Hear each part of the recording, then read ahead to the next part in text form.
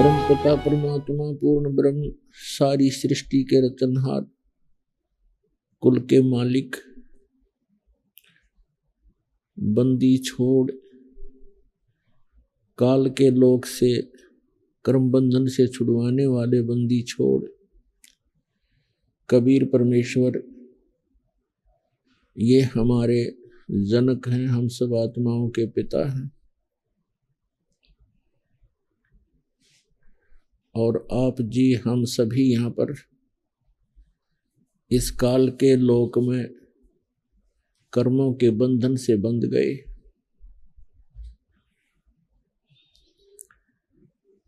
हम अपनी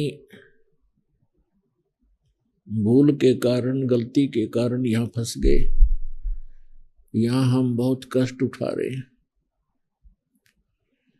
कोई जीव सुखी नहीं, किसी को अगले पल का पता नहीं कल आपका क्या होगा, एक सेकंड के बाद आपके साथ क्या घटना घटेगी। इसके बावजूद भी हम चिंतित नहीं होते। इसका कारण क्या है? इसके विषय में परमात्मा ने स्वयं आकर ज्ञान दिया है। वो परमात्मा चारों युगों में आते हैं, यथार्थ ज्ञान स्वयं ही बताते हैं और कहते हैं कि कबीर ये माया अटपटी सब घट आन अड़ी, और किस किस को समझाऊं या कुएं भांग पड़ी। अपन आत्मा विचार करने की बात है कि हम प्रतिदिन देखते हैं कहीं फ्लड आ जाता है, सैकड़ों की संख्या में मानव मर जाते हैं, कहीं सूखा गिर जाता है, हाहाकार मच जाती है, कहीं भूकंप आ जाता है, कई बार तो लाखों की संख्या में जनहानि हो जाती है। और शेष बचे हुए कभी चिंता नहीं करते कि जहां आप बैठे हो क्या ये स्थान वैसा ही नहीं है जो जहां पर ये घटनाएं घट गई। तो आप जी को यानी हम सबको ये चिंता क्यों नहीं बनती? क्योंकि हमारे ऊपर इस काल भगवान के भांग का नशा है, और नशे में व्यक्ति कितनी भी भयंकर उसके सामने घटना होनी हो वो चिंतित होता ही नहीं। इस भांग के नशे को उतारने के लिए परमात्मा ने यथार्थ ज्ञान, सूक्ष्म वेद, तत्व ज्ञान रूपी एंटीबायोटिक ये प्रवचन स्वयं आकर के जानकारी दी। और इनके सुनने से कानों के माध्यम से ये अंदर डोज जाती है।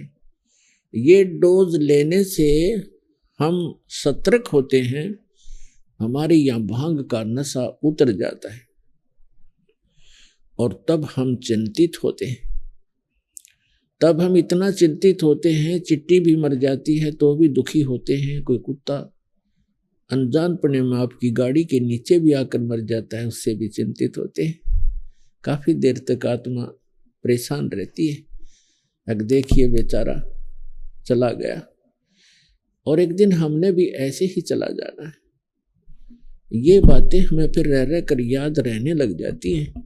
भगवान ज्यादा याद आता है, और इस प्रकार फिर हम यहाँ से सत्साधना करके और यहाँ के भौतिक सुखों की इच्छा समाप्त करके हम वहां चले जाएंगे जहां जाकर जीव सदा सुखी रहता है, जहां मृत्यु नहीं होती, वृद्धावस्था नहीं है, कोई रोग शरीर में नहीं होता। ऐसा स्थान है वो सत्यलोक।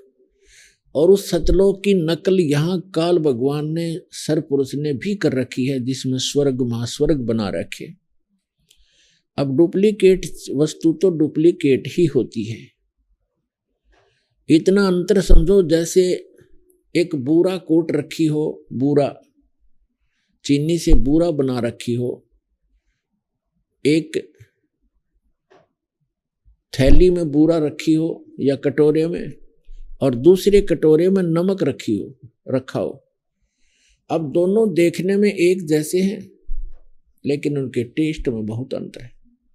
तो सतलोक तो समझो बुरा है, और यहाँ के जो काल ने बनाए हुए स्वर्ग, महास्वर्ग, ब्रह्मलोक आदि जितने भी स्थान हैं, ये नमक है। और नमक की बोरी के अंदर, नमक के थैले में कोई चींटी चढ़ जाती है या कीड़ा होता है, वो उस नमक के टेस्ट से ही परिचित होता है, उसी के स्वाद से परिचित है। और उसको कोई ये कहता है कि ये बुरा है तो बुरा ही मान लेता है, क्योंकि जहां भी वो जाता है उसको वही टेस्ट मिलता है। और जो बूरा के कटोरे में, बूरा के थैले में, चीनी के थैले में जो होगा, उसको पता चलेगा फिर टेस्ट क्या है। क्योंकि डुप्लीकेट और ओरिजिनल जो लोक, सतलोक और ये स्वर्ग लोक हैं, ये मिलते जुलते हैं। यहां भी 4 मुक्तियां हैं, ये नासवान है। सतलोक की जो चारों मुक्ति वो सदा रहने वाली है, इनसे अधिक सुख है।